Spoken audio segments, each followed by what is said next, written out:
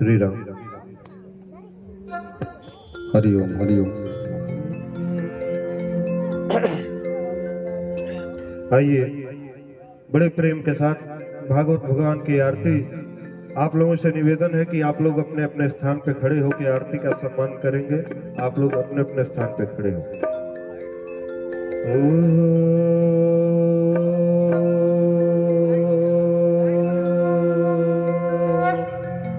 कर्पूर गौरम करुणावतारम संसार सारम भुजगेन्द्रहारम सदा वसंतम हृदयारविंदे भवम भवानी सहितम नमामि। श्री भागवत भगवान की है आरती, पापियों को पाप से है तारती। श्री भागवत भगवान की है आरती, पापियों को पाप से है तारती। श्री भागवत भगवान की है आरती, पापियों को पाप से है तारती। श्री भागवत भगवान की है आरती, पापियों को पाप से है तारती। ये अमर ग्रंथ ये मुक्ति पंथ ये पंचम वेद निराला है, नव ज्योति जगाने वाला है, नव ज्योति जगाने वाला है, नव ज्योति जगाने वाला है। ये अमर ग्रंथ ये मुक्ति पंथ ये पंचम वेद निराला है, नव ज्योति जगाने वाला है, नव ज्योति जगाने वाला है, नव ज्योति जगाने वाला है। हरि नाम यही हरि धाम यही, हरि नाम यही हरि धाम यही, हरि नाम यही हरि धाम यही, हरि नाम यही हरि धाम यही। जग के मंगल की आरती, पापियों को पाप से है तारती। श्री भागवत भगवान की है आरती, पापियों को पाप से है तारती। श्री भागवत भगवान की है आरती, पापियों को पाप से है तारती। भागवत भगवान की है आरती, पापियों को पाप से है तारती। ये पंथ गीत पावन पुनीत पापों को मिटाने वाला है, हरि दर्श कराने वाला है, हरि दर्श कराने वाला है, हरि दर्श कराने वाला है। ये पंथ गीत पावन पुनीत पापों को मिटाने वाला है, हरि दर्श कराने वाला है, हरि दर्श कराने वाला है, हरि दर्श कराने वाला है। ये सुख करनी ये दुख हरणी, ये सुख करनी ये दुख हरणी, ये सुख करनी ये दुख हरणी, ये सुख करनी ये दुख हरणी। श्री मधुसूदन की आरती, पापियों को पाप से तारती। श्री भागवत भगवान की है आरती, पापियों को पाप से है तारती। श्री भागवत भगवान की है आरती, पापियों को पाप से है तारती। श्री भागवत भगवान की है आरती, पापियों को पाप से है तारती। ये मधुर बोल तन पंथ खोल तन मार्ग दिखाने वाला है, बिगड़ी को बनाने वाला है, बिगड़ी को बनाने वाला है, बिगड़ी को बनाने वाला है। ये मधुर बोल तन पंथ खोल तन मार्ग दिखाने वाला है, बिगड़ी को बनाने वाला है, बिगड़ी को बनाने वाला है, बिगड़ी को बनाने वाला है। श्री राम यही घन श्याम यही, श्री राम यही घन श्याम यही, श्री राम यही घन श्याम यही, श्री राम यही घन श्याम यही। सबके महिमा की आरती, पापियों को पाप से है तारती। श्री भागवत भगवान की है आरती,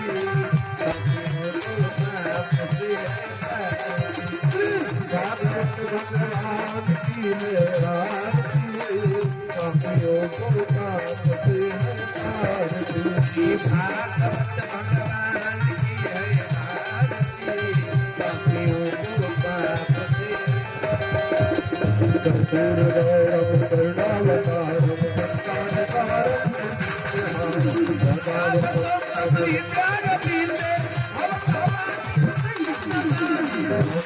माता पिता तमेव त्वमेव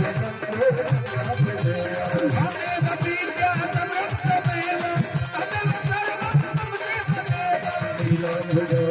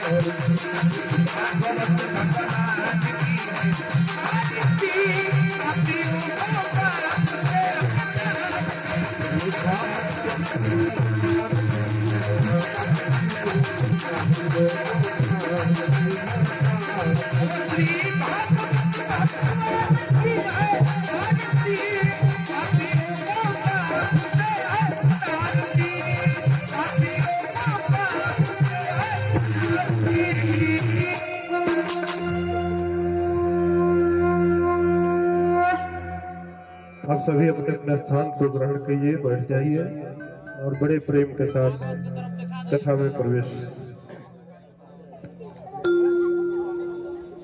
क्यों ऐसा?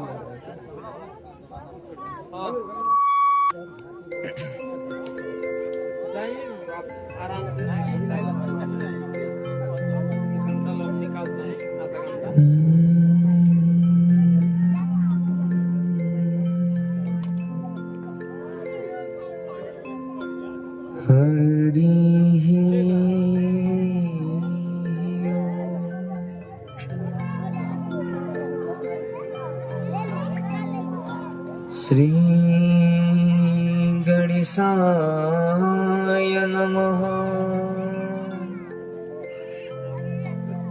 श्री सरस्वत्यै देवी नमः। श्री गुरुचरण कमलेभ्यो नमः।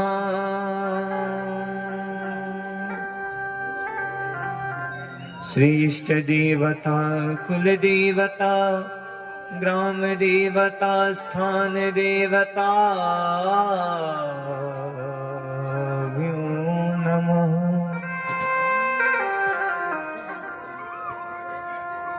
सर्वमंगल्य मांगल्ये शिवे सर्वार्थ साधिके शरण्ये त्र्यंबके गौरी नारायणी नमस्तुते।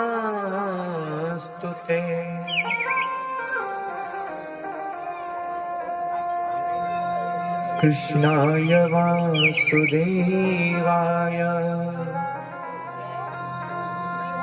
हरे परमात्मने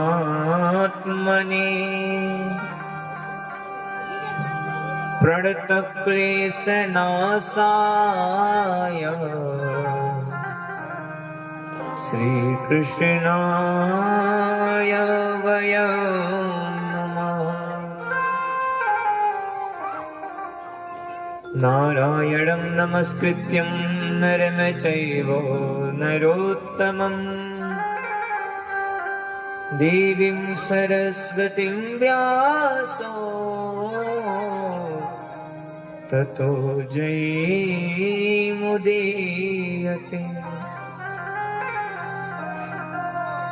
लक्ष्मीनाथ समारंभां नाथायां मुनिमध्यमाम् अस्मदाचार्य पर्यन्ता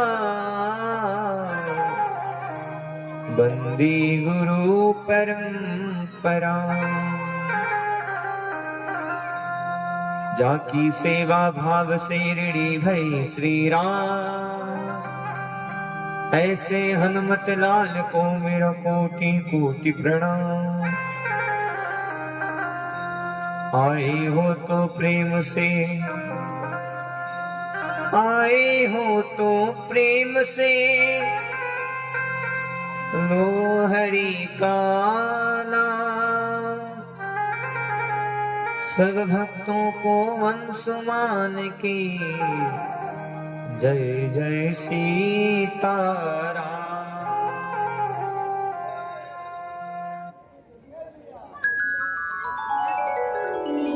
परम मंगलमय परात्पर अग्रेश्वर अकारण करुणा वरुणालय भक्त वांछित कल्पतरु भगवान श्री कृष्ण की वांग्मयी प्रतिमूर्ति श्रीमद् भागवत महापुराण। आइए, हम लोग बड़े भाग्यशाली हैं कि भागवत की कथा में गोथा लगाने का सुंदर सा अवसर प्राप्त हो रहा है। और आज कथा के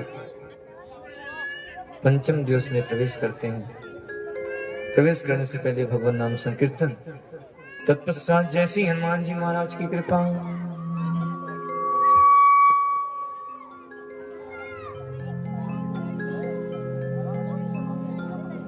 श्री कृष्णा शरणं मम, श्री कृष्णा शरणं मम, श्री कृष्णा शरणं मम, श्री कृष्णा शरणं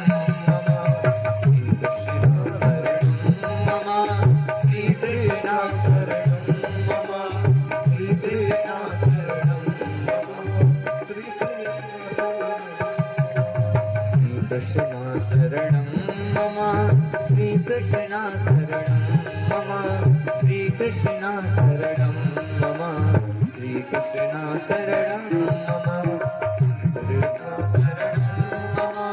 श्री कृष्णा शरणं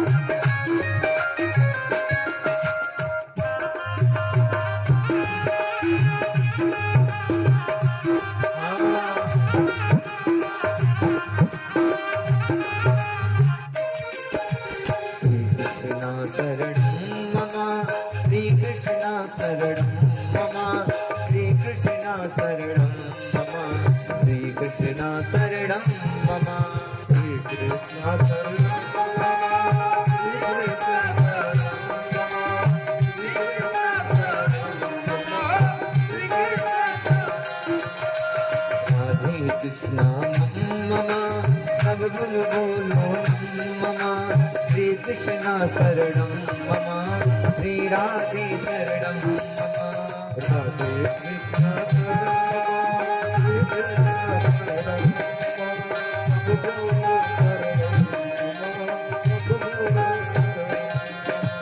राधे कृष्णानं मम, संभोलो शरणं नमः, श्री कृष्ण शरणं मम, श्री कृष्ण शरणं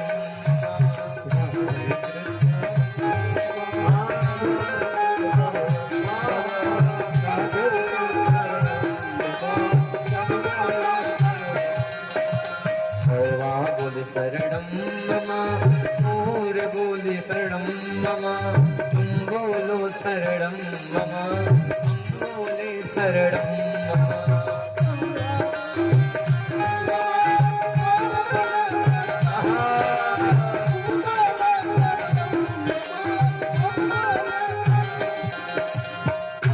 बोले शरणं मम, तुम बोलो शरणं मम, हम बोले शरणं मम, श्री कृष्ण शरणं मम।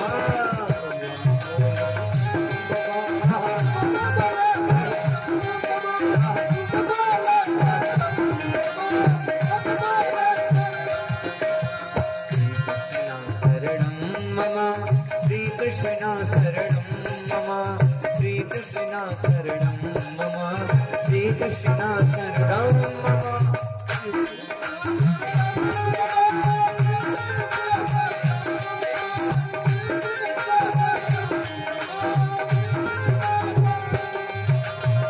कृष्ण शरणं मम श्री कृष्ण शरणं मम श्री कृष्ण शरणं मम श्री राधे शरणं मम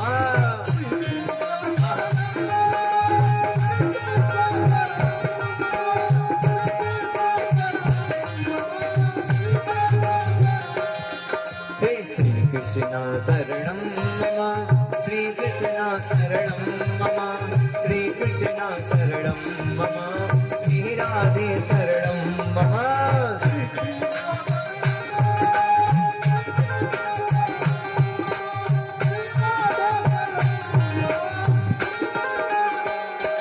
हे श्री कृष्ण शरणं मम श्री कृष्ण शरणं मम श्री राधे शरणं मम श्री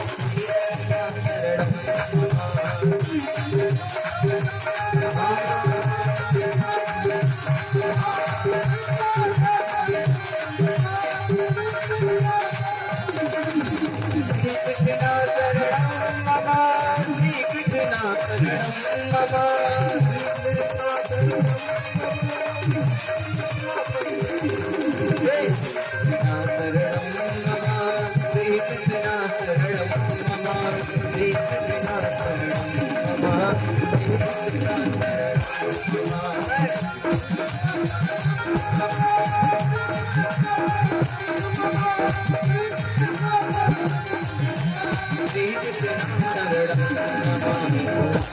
गुरु भागवत भगवान की जय बाल कृष्ण लाल की आवाज दीजिए, आवाज बैठ रहा है इसका, आवाज दीजिए, आवाज जल्दी दीजिए। बोले भागवत भगवान की जय बोलो राधे राधे। कल हम सभी लोगों ने श्रवण किया कि किस प्रकार से वामन भगवान राजा बलि से 3 पग भूमि की याचना करते हैं। अच्छा, हमें और आपको अगर भगवान मिल जाए तो हम सभी लोग भगवान से खूब सारा पैसा मांगते हैं। हे भगवान को पैसा दीजिए, हे भगवान खूब जमीन दीजिए, हे भगवान इतना पैसा दीजिए कि पड़ोसी वाले जलना प्रारंभ कर दें। अच्छा, भगवान आ जाते हैं तो लोग पैसा मांगते हैं, नाम मांगते हैं।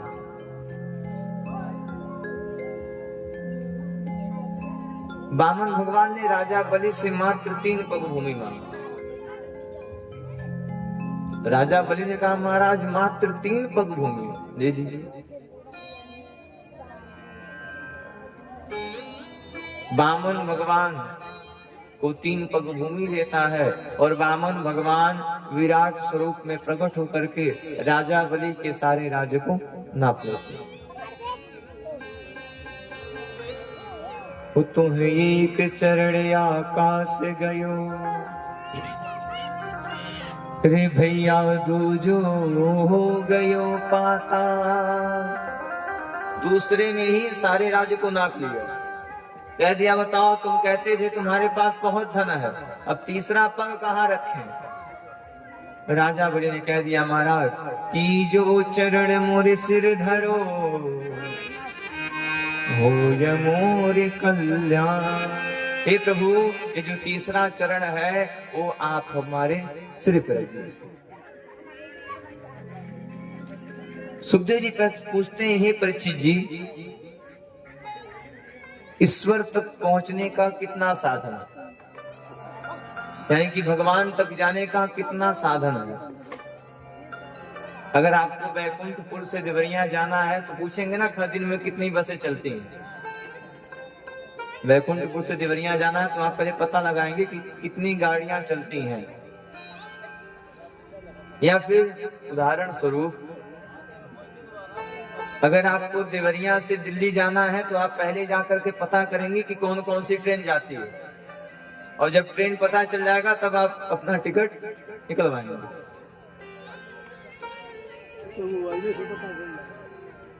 उसको पता करना पड़ता है।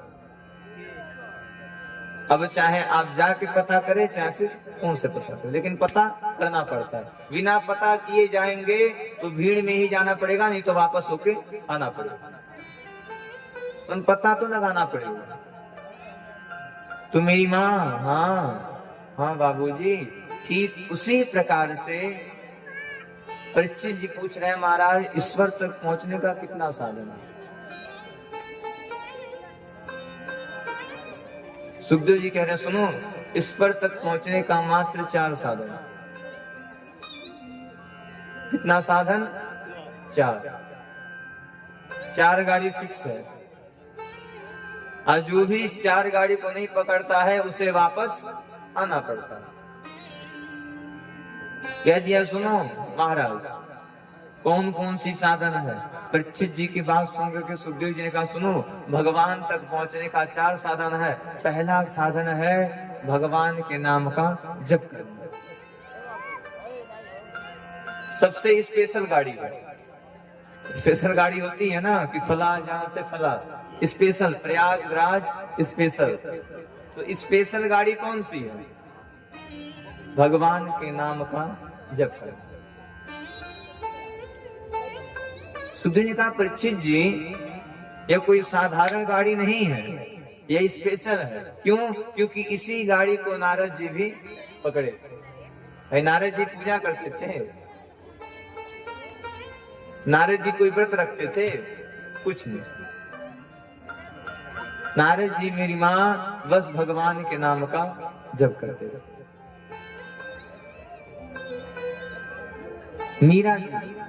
मीरा जी कोई पूजा नहीं करती थी। मीरा जी ने मान लिया, मेरे तो गिरधर गोपाल दूसरों ना कोई, हमारे तो भगवान, भगवान के सिवा इस संसार में हमारा कोई नहीं।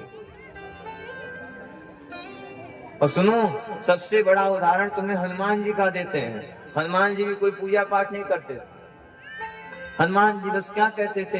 हनुमान जी बस भगवान के नाम का जप करते थे कि राजा राम राम राम, सीता राम राम राम,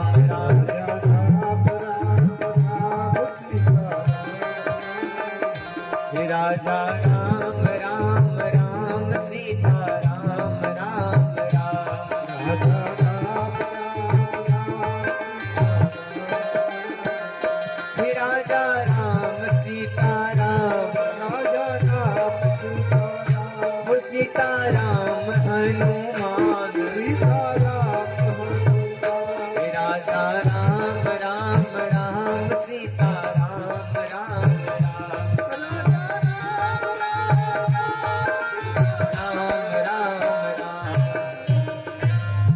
हनुमान जी बस क्या करते थे? हनुमान जी बस भगवान के नाम का जप करते थे। पहला साधन कौन सा है? भगवान के नाम का जप करना। सबसे आसान स्पेशल गाड़ी जो डायरेक्ट लेकर के जाएगी, बीच में कहीं रोकेगी नहीं, डायरेक्ट यहाँ आपको बैठाएगी और तुरंत आपके स्थान पे सुरक्षित पहुंचा देगी। लेकिन गाड़ी को पकड़ने के लिए समय से जाना पड़ेगा।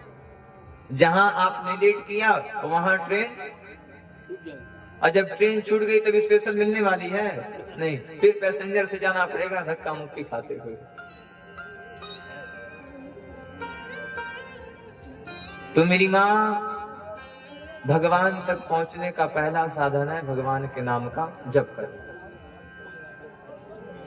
और यह तो कलयुग है। बड़े सौभाग्य की बात यह है कि हम सभी लोगों का जन्म कलयुग में हुआ है। परीक्षित जी ने जब कलयुग से कहा कि तुम्हारे अंदर बहुत बुराई है, कोई अच्छाई हो तो बताओ। कलयुग ने कहा, सुनो, हमारे अंदर बुराई तो है लेकिन सबसे बड़ी अच्छाई भी हमारे अंदर है। सुनो महाराज, हाँ सुनो, सतयुग में भगवान को पाने के लिए तपस्या करना पड़ता था। त्रेता में भगवान को पाने के लिए तपस्या करना पड़ता था, और द्वापर में भी भगवान को पाने के लिए तपस्या करना पड़ता था। और कलयुग में सुनो, कलयुग में अगर भगवान को पाना चाहते हो तो बस भगवान के नाम का जप करो, क्योंकि कलयुग ने तो कहा था ना, कलयुग केवल नाम आधारा, सुमिरे सुमिरे नर उतरहि पारा। कलयुग केवल नाम आधारा, सुमिरे सुमिरे नर उतरहि पारा। कलयुग में बस नाम को दिया गया है, आपको पूजा करने की आवश्यकता नहीं है। नाम मेरी माँ, कोई पूजा पाठ मत करिए, बस भगवान के नाम का जप करिए। अब चाहे जो नाम रहे, सीताराम, राधे श्याम, ओम नमः शिवाय, श्रीमन नारायण, चाहे जो मंत्र है, किसी एक मंत्र को पकड़ के जप करिए।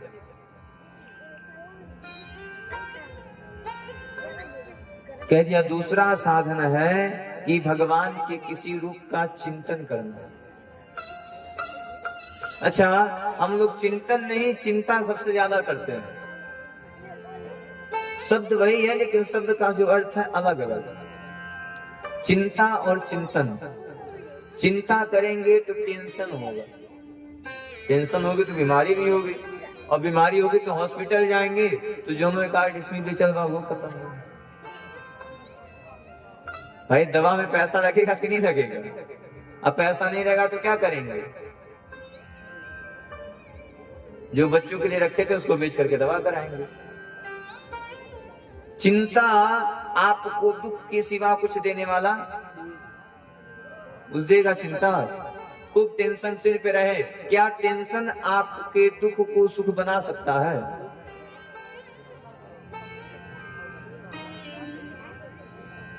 टेंशन कभी भी आपके दुख को सुख बनाने वाला नहीं है, बशर्ते आपके दुख को और बड़ा करने वाला।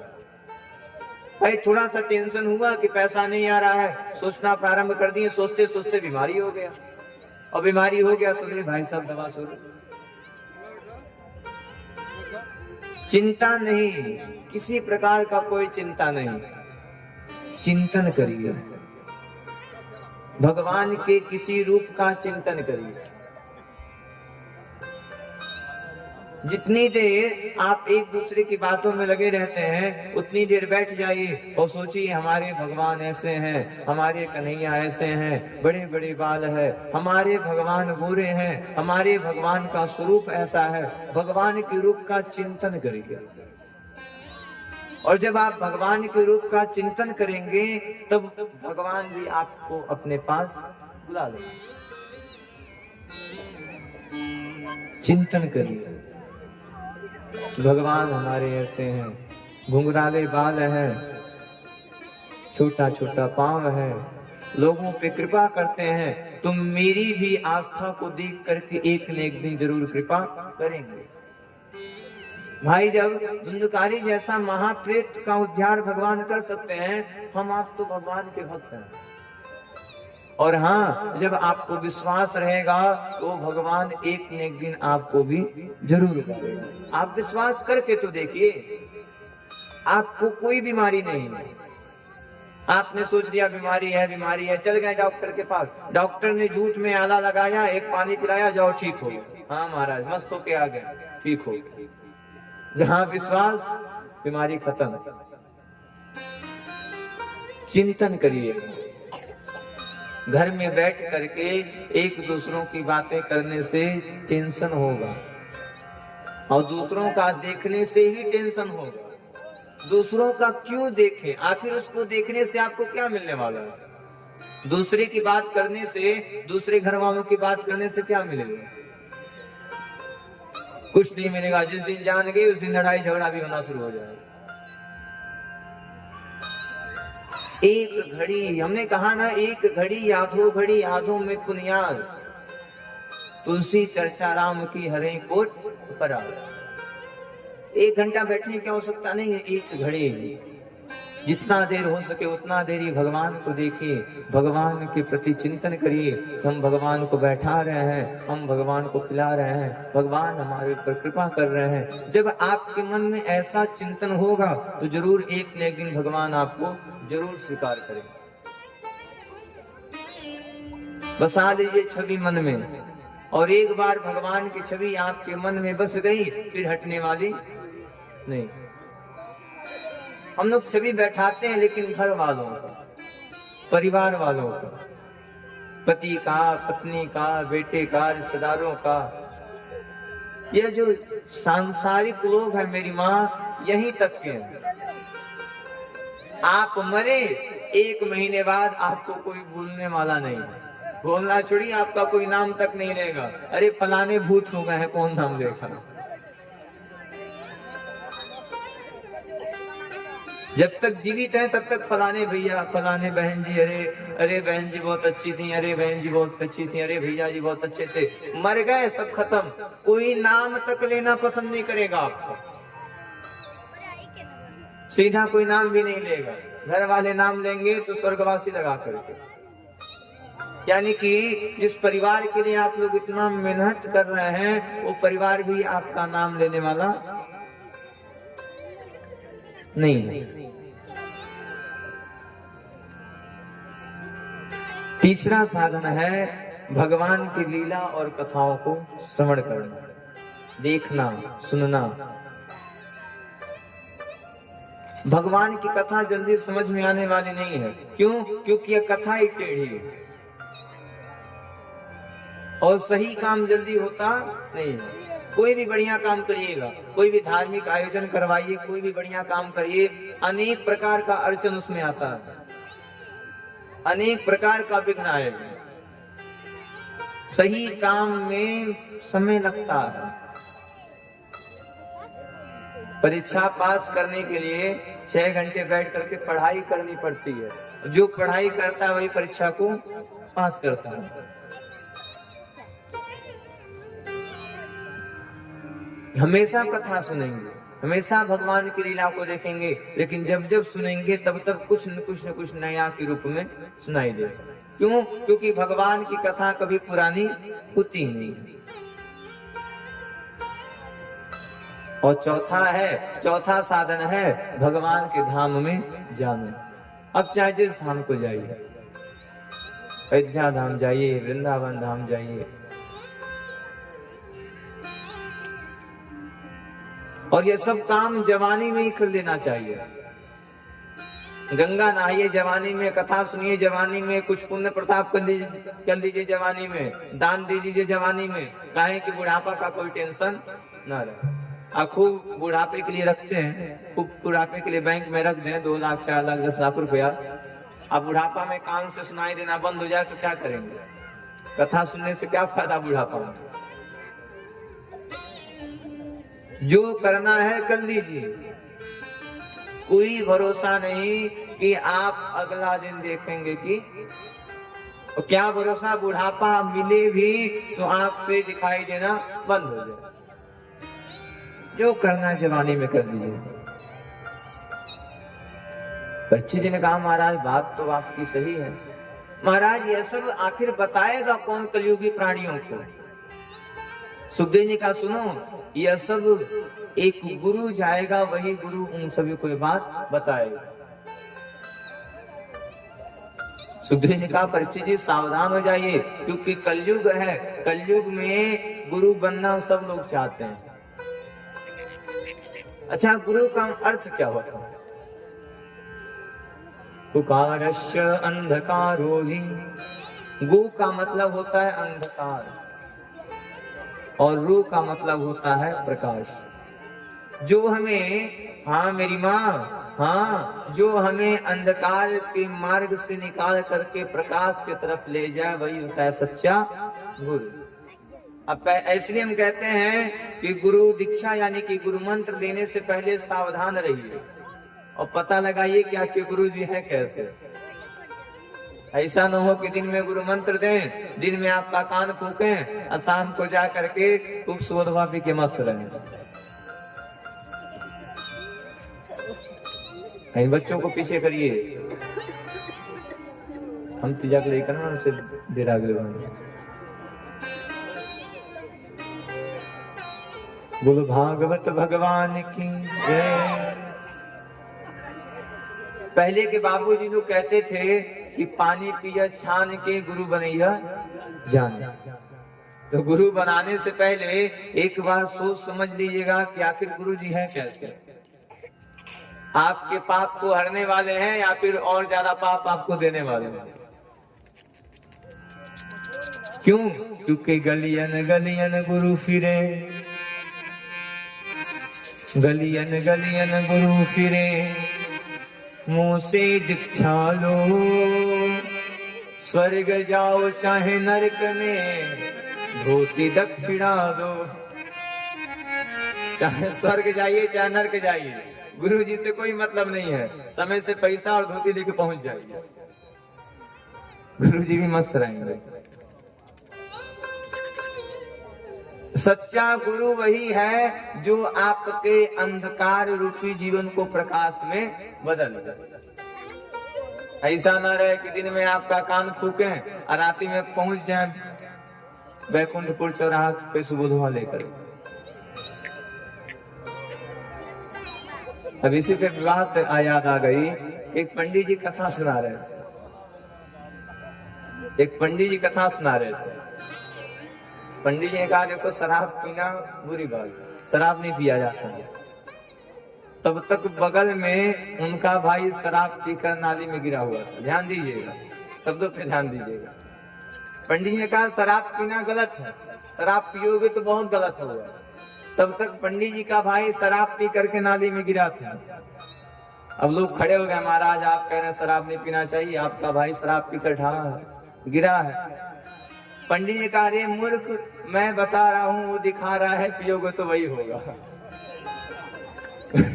मैं बता रहा हूँ और वो दिखा रहा है, पियोगे तो वही दशा होगी। वो पिया नहीं है, वो दिखा रहा है।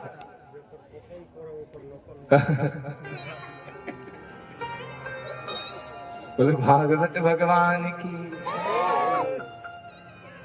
तो जीवन में गुरु दीक्षा लीजिएगा तो सोच समझ के लीजिएगा।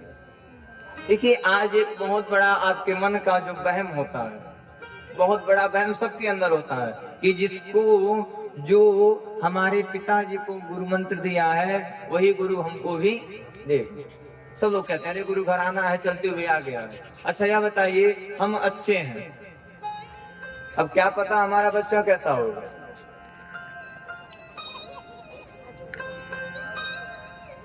आप अच्छे हैं, क्या पता आपका बच्चा कैसा होगा। गुरु हमेशा उन्हें बनाइएगा। गुरु सुखदेव जी ने कहा महाराज गुरु की पहचान करनी चाहिए। परीक्षित जी ने कहा कैसे पहचान करें। सुखदेव जी का सुनो, जिस व्यक्ति को, जिस गुरु को देखने मात्र से आपके मन का प्रश्न उत्तर रूप में बदल जाए वही सच्चा गुरु होता है। अब ऐसा न होते कि आप गए गुरु जी को अपना टेंशन सुनाने, तब गुरु जी आपको अपना टेंशन सुना दिया, तो जनो 2-4-500 गया था दे करके आना पड़ेगा।